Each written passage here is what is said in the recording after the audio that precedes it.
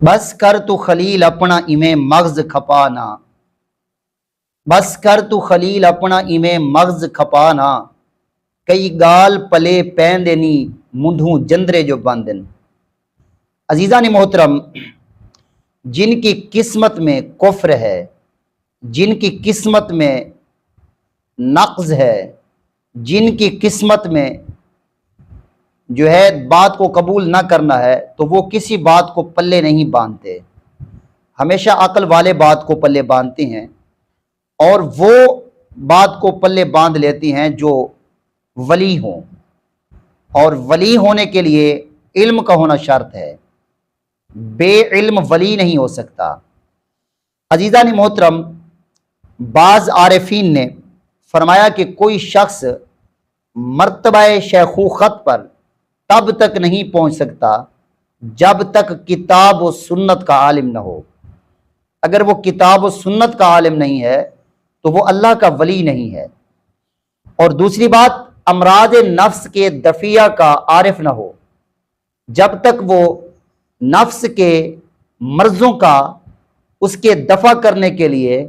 اس کے پاس پہچان نہیں ہے، تب تک وہ ولی نہیں ہے۔ عزیزان محترم، نمبر 3، اسے 50 مقامات توحید کے انواع با اختلاف سالکین کا خوب علم ہو۔ جو ولی ہوتا ہے ان کو ان 50 توحید کے مقامات انواع با اختلاف سالکین علم ہوتا ہے،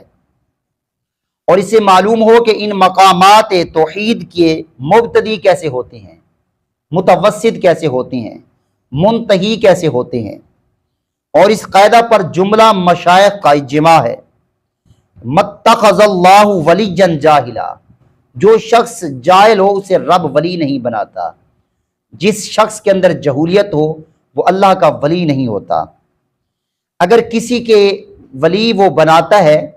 تو یہ چیز اس میں نہیں ہوتی۔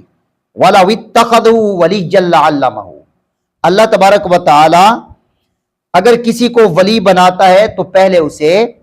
علم کی دولت سے نوازتا ہے، اور جو شخص علم کی دولت سے نوازا ہی نہ گیا ہو وہ اللہ کا ولی نہیں ہوتا۔ عرف و عام کے اندر ہر دوسرا کہتا ہے فلاں شخص ولی ہے، تو ولی کی پہچان کچھ اور ہے، اور جو خود ولی نہیں ہے 2-4 کتابیں پڑھ کر یوٹیوب کے اوپر واہ ویلا مچانا کہ بابے تے کوئی شے نہیں، بابوں کے پاس کوئی علم نہیں، تو دراصل اس شخص کے اندر خود علم نہیں۔